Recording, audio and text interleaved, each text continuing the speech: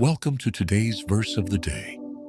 Today's passage brings us into a beautiful and sacred journey of trust, prayer, and divine guidance. It's not just the story of Isaac meeting Rebekah. It's a reminder that God is involved in every detail when we seek Him with sincere hearts. Let's explore Genesis 24, 1 through 67 together. Verse: Abraham was now very old, and the Lord had blessed him in every way.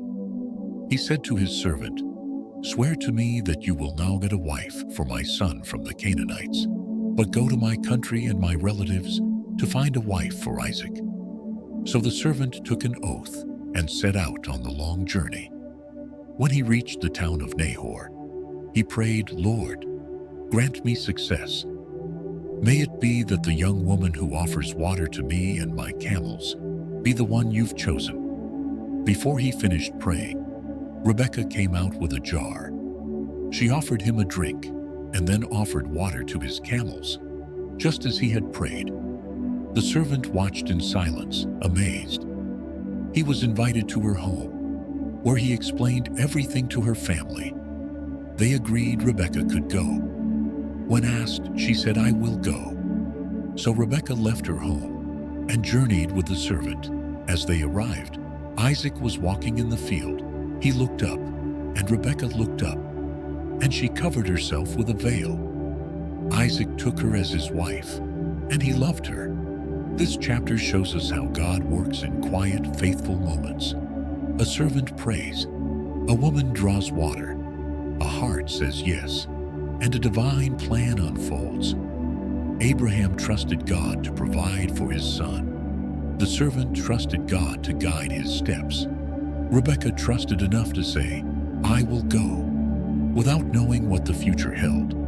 And Isaac, still grieving his mother, was comforted by love he hadn't seen coming. It's a story of providence, timing, and willingness.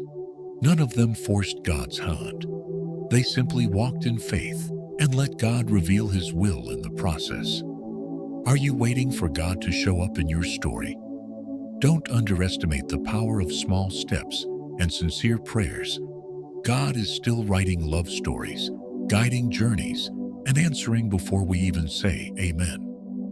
Whether you're seeking direction, longing for connection, or asking for clarity, remember, God sees, God hears, and God provides.